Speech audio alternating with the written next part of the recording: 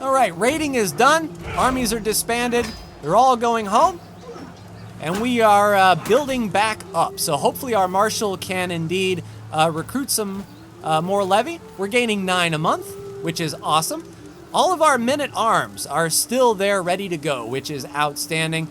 We didn't lose any of our light footmen, it seems, as the peasantry is there on the front lines ready to take the brunt of everything. 6 months until MacLeod is swayed. What is the status here of Thoman? Yeah, I wish we could declare war. Only 202 troops. We might be able to sweep in now, and hopefully the raiders will leave us alone. His wife has been taken captive, so everyone is taken prisoners. It is absolute nuts. All right, let's go ahead and see if we can get the jump. Declare the war. Conquer the county of Thoman. They are definitely inferior, and their walls... Let me just make sure that their walls can indeed be breached. That is the most important thing here. Not the earldom, the tribe. So we need 250 people to hold that for the entire siege. If a raider comes who is impartial and just decides to wreck us, then the war would be a little bit tricksy. But no time like the present, why not? If this goes terrible, then this is a tutorial on what not to do. All right, so let's us declare the war on the earldom of Thoman to conquer the county. We gain the contested title. On the drop-down menu, we gain 75 fame. Allies, which we have none, will get 75 prestige, which is shared between all of our allies. We can see that we go to war without allies, and they go to war without allies. So that is a nice, quick, and easy way to see if anyone is going to jump in and stab you in the back. Declare war. We are still paused. Very important to be paused when you declare war, so you can raise all as armies and get to that earldom quick, fast, and in a hurry. And then we will work on that siege. Quit wiping your boots. You got a job to do. All right, music kicks in. We've got our 5 champions. We've got our 100 light footmen ready to go. And we are slowly and surely making our way across the line, and I'm looking for anyone who is coming this way. I don't know if that army is outrated. If it is and they come back, they will be the defender in the battle. So I hope to get this siege done before those armies arrive. He may actually be stationing those troops in the walls. So we will see. We've got 361 folks, more than enough to conduct the siege. And here is our siege menu. So we can see that we've got 361 compared to 250. The siege ticks are 20 days in which it will roll to see what is their supplies like, what is their health, are their walls intact, and if we had siege weaponry like onagers, catapults, that sort of thing, that progress would be really, really quick, and we can see that it's going to take about 6 months. We need 200 days of solid siege progress to get this done. Keeping in mind, we need to stay above 360 or 250 people the entire time. So we will go to speed 2 because we're not going anywhere, and we will keep on the lookout just in case. Now, there is the enemy army. They're getting wrecked by raiders, so we're not going to have to worry about them coming home and really putting up a fight. We caught them with their pants down, which is pretty good stuff. So I will continue on with this siege. It's going to be 5 months. We will watch the chaos, and we'll see what happens here, and we'll see if these 127 people decide to feel froggy and leap.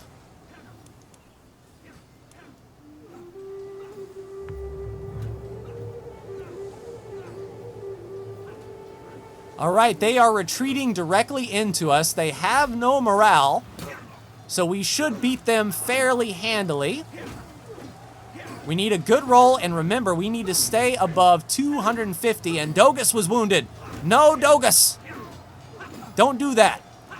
But they are low quality. They've already routed. They basically had nowhere to go. They were trying to come home, and we were stopping them dead in their tracks. Already a wounded commander. He's a poor leader at that as well. Victory there. We are going to maintain that siege, and they are going to run off to do their own thing. And don't tell me that we are pursuing them. No, we are continuing that siege. We did not lose any progress because they did not break us.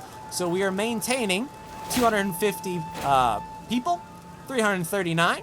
We got a new perk for the diplomacy lifestyle. That's what I'm talking about. We know we had a victory.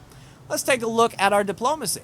So like I said, we already filled up the August tech tree last time. We can take one of these. We can be thoughtful, which we gain 100% opinion from sending a gift. So if we send $10 to someone, 10 gold, and they get a plus 10 from that, they will get plus 20. The thing is, we don't have a lot of gold, and we're probably not going to use a lot of gold for an opinion game. We can use the befriend scheme, so we can make a lot of friends. I like that. Groom to rule, children receive 1 to 3 extra skill points. That is what I'm talking about. We want to have a lot of kids, so all of our children born from here on out will gain 1 to 3 extra skill points. That is what I'm talking about. Concobar increases martial by 3. Also, it's retroactive. Very nice. The rise of the Scots. Though they share common origins with the other Anglo-Saxons, the clans living in northern Britain's lowlands have adapted to life in the rugged terrain. Diverging culturally and linguistically from their former countrymen, these Scots have enthusiastically embraced their new culture identity. So there is a new culture that formed up north called the Scots. Will they be able to thrive on their own? It's just letting us know that there's a new culture up there. Yeah, and they only have 100 troops, and they are not feeling too awful good. I don't know if they can reinforce, since we have the siege taking place. It's a stalemate on the roll, so no positive breaks. What we want to do is see this number of soldiers go down, whether it be from a lack of food supply, from a disease, that sort of thing, like that. Disease outbreak, garrison health has rampant disease. So there's the garrison health there. Outstanding. And nice, an opinion game. So Erelid was swayed. That's what I like to see. Let's take a look at our council and see who needs to be boosted. We don't want to hurt opinions with our son's heir and spy master, as we don't want him stabbing us in the back. So let's take a look at our court. Is there anyone who we can sway? So a quick man, congenital trait. That's pretty good. If he can be wed to one of our daughters, that would be really good. Do a matrilineal marriage so that all of the children of the daughter are our dynasty. But he's a little old. I don't know if that will work. Is there anyone with negative opinion? Oh, our courtier, godless antagonist. Yeah, I think we brought her in. She's like our son's wife, is she not? Yeah. So let's sway her, shall we? Let's see if, 95%. So we'll start that scheme. It's letting us know that we'll no longer be swaying our bishop. That's fine. We'll do that scheme to sway. And hopefully these 120 folks don't feel the need to leave. These 781 look froggy. Are you two gonna fight? It's nice of them to leave me alone while this is going on. There's 43 days left, and indeed, he's getting backstabbed by the High Chiefdom of Neath. These poor guys were like, our city's on fire, there's nothing we can do, that's a stack of the wipe. And he now has no standing army. In just a scant 27 days, we will have this under siege. I hope they don't move on us in the meantime. I hope this siege is done before, so we can press the demands. We already have some war score here. So war score is basically a percentage of when the war is over. Now you need 100% war score to carry out the full demands that you went to war for. If it's a stalemate or anything less than 99%, you can try for a white peace. If you have positive war score, they'll probably accept. That means bygones be bygones, nothing happens. If you get down to negative 100, you will have to surrender whether you want to or not. So watch that war score, make sure you're not losing. And there we go. That is war done. Because we captured the war goal, and that's the only thing he owns, we can now enforce the demands. We will gain 75 fame. We have no allies, but that's fine. Enforce the demands. To the vile chieftain Ku Konglek, may your years be short and miserable. You are a much greater foe than I imagine. In order to put an end to this bloodshed, I will comply with your demands. We gain the contested title, so we gain fame, and as you can see, Desmond has now grown to another county. So we've got some ransoming we can do. And there is Greetings Chieftain. So a neighboring ruler who is over here in Ormond. Okay. I'm willing to release Chieftess Bornfeld from my care. Ah, this is our wife, indeed. How much do you want for her? 25 gold. So that's pretty much our entire piggy bank. But she was a really good wife. We really, really need her back. We will accept. Thank you so much, good sir, for not killing her. We will have her back, and she will like us. Foreign culture, but we got her out. We got her out. Disband all the armies, let them build up. And that is going to increase our total levy size. We only lost 3 men-at-arms. That is awesome. And we actually have taken prisoners ourselves. So if we look at our court, we can see prisoners. And it looks like, unfortunately, since we ended the war, we let him go. We don't exactly know where he is. So he's still living in here, huh? Is he a member of our court? Let's actually play and let this sort out. See if he moves from somewhere. So no, he is wandering. So he now has no land, no place to call his own. He's going to be moving from place to place.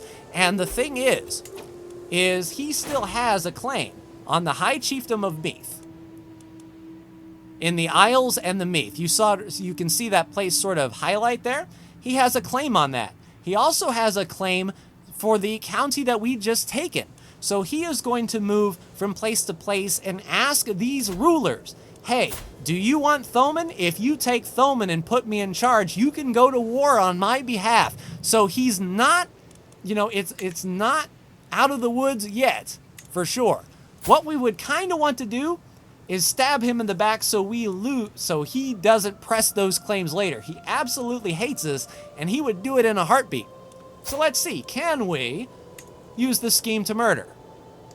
So if there's a 30% chance it'll work out, and less than 50% chance we're going to be uncovered, it's going to take 4 years to do it. I'm going to hope that he doesn't have enough sway with these rulers to convince them to go to war on his behalf. But just for the sake of the tutorial, we'll give it a try. Now, I don't exactly know where he's going. He's wandering. So he really has no place to go. So we will keep an eye out on that. But as you can see, we have taken our second of 5 domain holdings. So we have now got the city of Luminich, which has no control. This is something that we can adjust. Oh, and we have an empty council position as well, our big steward. Our Counselor Dogus, who was our commander. Yeah, it looks like he got severely injured in battle, and we lost him. Our 18 Counselor, our steward, that sucks. Our next highest is 7, our son, heir, and spy master. So he isn't a better steward than he is a spy master. And we have no one else really to bring in. So I think what I want to do is take a decision.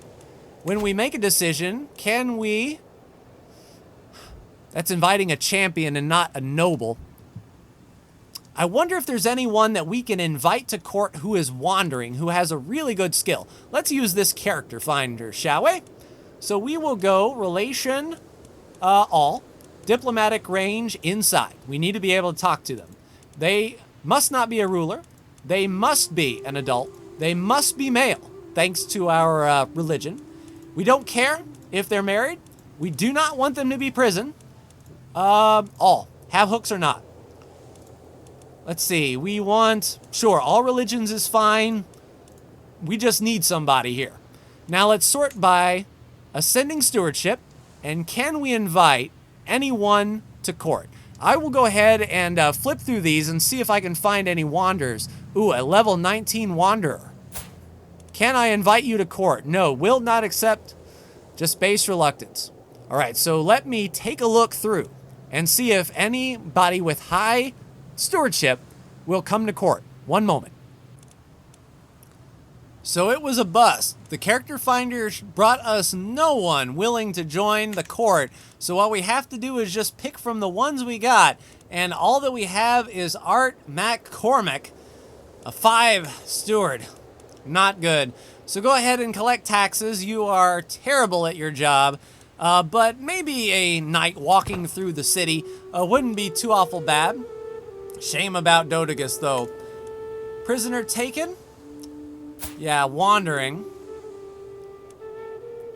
I think we're still scheming. He's walking around in our lands. It's going to be about 4 years until we get something happening, but hey, 7 months until we can sway our demented courtier and wife of our son. So that is... Why no children? Why no children? Okay, just making sure. Nothing wrong with homosexual, but that would put a damper in the whole children thing. So we'll just give them time. Maybe she just doesn't like everybody. So if we butter her up a little bit, maybe, just maybe, she will help us out on the family side. So yes, indeed, we are increasing by 14 a month on our levies, getting all of the peasantry back. So we're sort of in a chillax mode. We can still go to war. And we have all of those counties that we can declare on. Basically, it's just using fame to expand the realm, and I believe Ormond would be the next locale. Now, they have 810 troops. That is vastly superior. We don't want to go barking up that tree. If we looked at Ossory, they're actually... are they in a war? No? Okay, that's fine. 593 superior. 741 superior. And then we got 741 superior. Okay, so we might not be able to press an all-out war without watching these guys and see if they go raiding and then get caught with the pants down. All right. Oh, crap. What happened? A twist of fate. As I make all the preparations necessary for Cain Phaled's departure from this world, I am interrupted by a page. The churl went and died without any help from me. So yeah, Satan must have been eager for his company. He died from his wounds. So no claim pressed on his behalf. So that's one less thing to worry about. It's nice how all that works out. So Kathina, our grandson, gained 20 opinion of you. This happened despite your spouse's poor diplomacy skill. One thing that we can do is educate some of our children. If we take a look at ourselves and we look at our daughter, we can see that in relationships, she has no guardian. So let's see if we can assign guardianship here. Educate child, and we will do it ourselves. We'll send that proposal.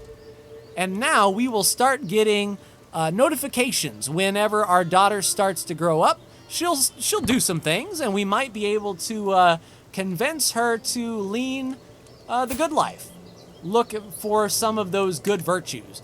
If we were to look at our religion tab, we want her to have, not chaste, we want her to have temperate, generous, compassionate, and forgiving. Ideally, a good daughter will have all of those traits, and then she can be a good family member.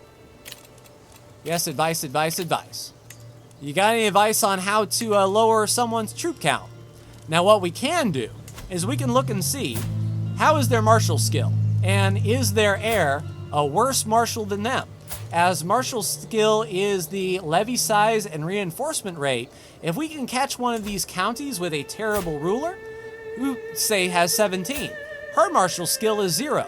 If we can knock this guy off, all of a sudden, he won't have 813 troops anymore, because the ruler of this entire county will be the 1-year-old. So that might be something that we can work on. What is the chance that we can knock you off, good sir? Only a 5%. So this is where we would have to get a lot of agents to join, and unfortunately, it looks like his court absolutely loves him. So this is the This is the benefit of having a court that loves you. It's going to be an uphill battle to knock them off. It would certainly be nice if he died, say, in battle or in a raid. That might be interesting. Oh, he has a liege. So what this yellow line means is he currently answers to the High Chief of Meath. So the High Chief of Meath actually controls all of Meath there and there. So that's where the 781 troops are coming from. He's going to be bringing troops from up here and down here. So not entirely independent, these two. Ormond is completely independent, but he's got 811 troops, 400 light footmen. He is spending prestige like crazy to reinforce his army. We might have to go and do the same. Where is Ossory's troops coming from? 300 light footmen. Okay. And allies. So do you have an alliance then? If we were to go to war, yes, he does have an alliance with Chieftain Dunshad of Ormond. So he's got an alliance down here. Alliances are done through marriage, so if we can find out why they have an alliance, probably she come from Ossory. No? Is it a sister?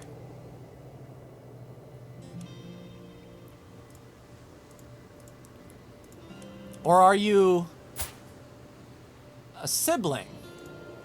Interesting. So they have an alliance. Spouse.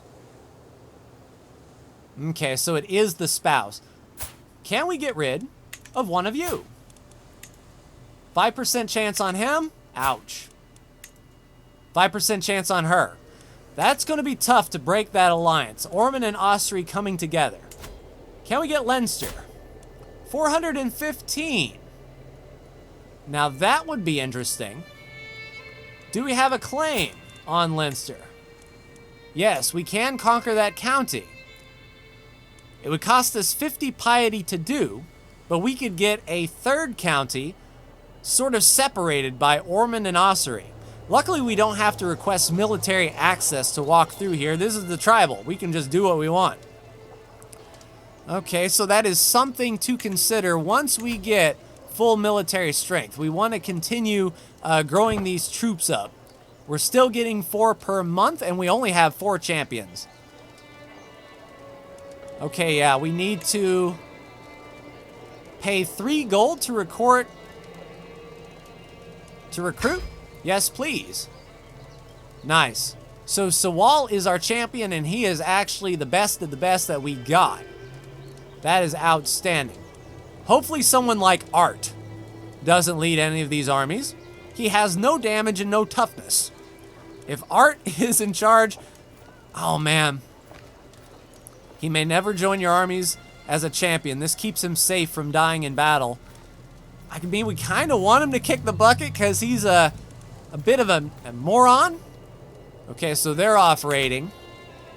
I don't want to go raid someone who has allies. All right, let's take a look at our family. One thing we might want to do is get a betrothal going here with our daughter. Now, she's 1 year old, but it's never too early to sort of arrange a marriage here.